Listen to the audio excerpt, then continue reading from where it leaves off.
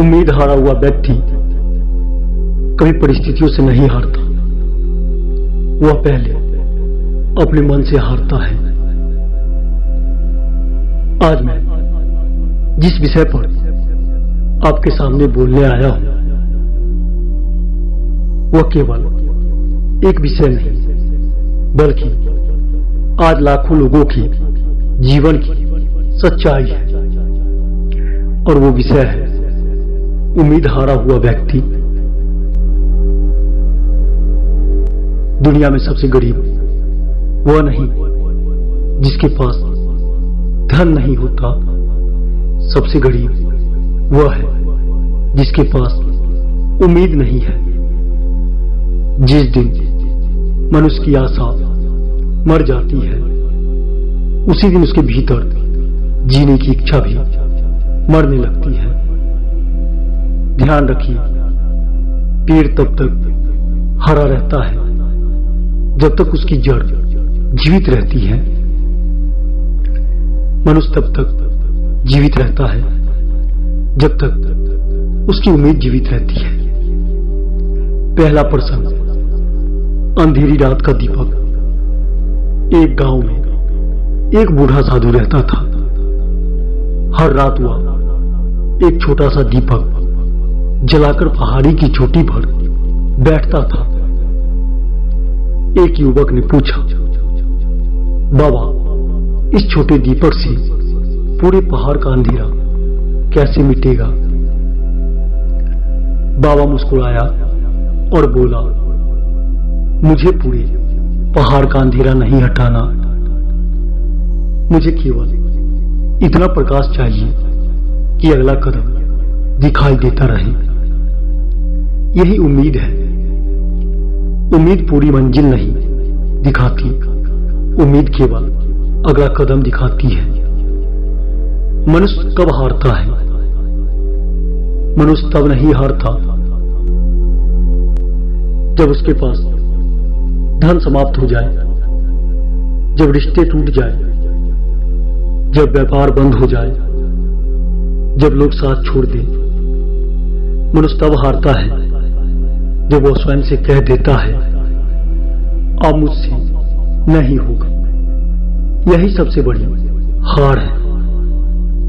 श्री राम का जीवन सोचिए, यदि भगवान श्री राम 14 वर्ष का वनवास सुनकर कहते, अब सब समाप्त हो गया, तो क्या रामायण बनती?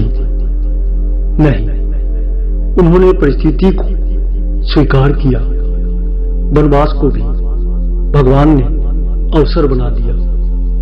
याद रखिए, ईश्वर हमारे रास्ते नहीं बदलता, ईश्वर हमारे भीतर चलने की शक्ति देता है। जीवन की सबसे बड़ी भूल, आज इंसान हर जगह उम्मीद खोज रहा है, रिश्तों में, धन में, नौकरी में, समाज में, लेकिन स्वयं में नहीं। जब तक उम्मीद बाहर रहेगी, डर बना रहेगा। जब उम्मीद भीतर जागेगी, तब संसार बदल जाएगा। एक छोटी सी बीज की कहानी। एक छोटा सा बीज मिट्टी के नीचे दबा दिया जाता है। चारों ओर अंधेरा, ऊपर भारी मिट्टी, बारिश, तूफान, लेकिन बीज कहता है, मैं मिट्टी के नीचे दफन नहीं हुआ हूं, मैं जन्म लेने की तैयारी कर रहा हूं। और एक दिन वही बीज विशाल वृक्ष बन जाता है। दोस्तों, आप भी शायद अभी मिट्टी के नीचे हैं, लेकिन इसका अर्थ यह नहीं कि आपका अंत हो गया है।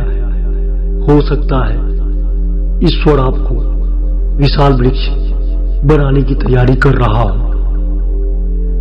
महाभारत से सीखने वाली बात, पांडवों ने सब कुछ खो दिया, राज्य, सम्मान, घर, सुख, वैभव, लेकिन उन्होंने उम्मीद नहीं छोड़ी। इसलिए इतिहास में उनका नाम है। कौरवों के पास सब कुछ था, लेकिन धर्म नहीं था, उम्मीद नहीं थी। अंत में कौन जीता? जिसके पास विश्वास था। जब मन टूट जाता है, आज बहुत लोग बाहर से मुस्कुराते हैं, लेकिन भीतर से टूट चुके हैं। कोई नौकरी के कारण, कोई रिश्तों के कारण, कोई बीमार से, कोई अकेलेपन से। लेकिन याद रखिए, तूफान पेड़ों को गिरा सकता है, जड़ों को नहीं। यदि आपकी आत्मा ईश्वर से जुड़ी है तो कोई परिस्थिति आपको समाप्त नहीं कर सकती। कबीर जी कहते हैं, धीरे धीरे रे मना, धीरे सब कुछ होए। माली सींचे 100 घड़ा, ऋतु आए फल होए। हर चीज का समय होता है, इसलिए धैर्य रखिए। ईश्वर की परीक्षा। जब ईश्वर किसी को ऊंचा उठाना चाहता है तो पहले उसे मजबूत बनाता है। लोहे को तलवार बनने से पहले आग में तपना पड़ता है। सोने को आभूषण बनने से पहले भट्टी में जलना पड़ता है। मनुष्य को महान बनने से पहले संघर्ष से गुजरना पड़ता है। उम्मीद कैसे लौटे? यदि आपकी उम्मीद खत्म हो रही है तो 5 बातें अपनाइए। प्रतिदिन ईश्वर का नाम जपिए। अपने मन को नकारात्मक लोगों से बचाइए। हर दिन कुछ नया सीखिए। सेवा कीजिए। हर सुबह स्वयं से कहिए, ईश्वर मेरे साथ है, इसलिए मैं अकेला नहीं हूं। एक प्रेरक कथा, पत्थर और मूर्तिकार। एक पत्थर दर्द से चिल्ला रहा था। मूर्तिकार उसे बार बार हथौड़े से मार रहा था। पत्थर बोला, इतनी चोट क्यों? मूर्तिकार बोला, क्योंकि मैं तुम्हें पत्थर नहीं, भगवान की मूर्ति बना रहा हूं। दोस्तों, शायद जीवन की चोटें भी आपको तोड़ने नहीं, तराशने आई है, निखारने आई है। आत्मविश्वास और ईश्वर।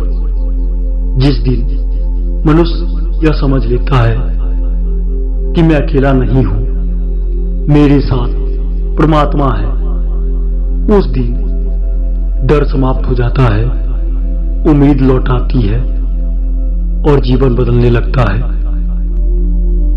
आज यदि कोई ऐसा व्यक्ति बैठा है जो निराश है, जो टूट चुका है, जो जीवन से हार मान चुका है, तो मैं उससे केवल इतना कहना चाहता हूं, अभी निर्णय मत लो। रात चाहे कितनी भी लंबी क्यों ना हो, सुबह अवश्य होती है। बादल चाहे कितने भी घने क्यों ना हो, सूर्य छिपता है परंतु मिटता नहीं।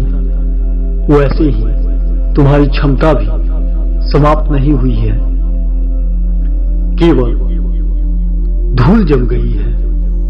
उठो, स्वयं को पहचानो, ईश्वर का हाथ थामो और विश्वास के साथ आगे बढ़ो। याद रहे, जिस व्यक्ति की उम्मीद जीवित है, उसकी हार कभी अस्थायी नहीं होती।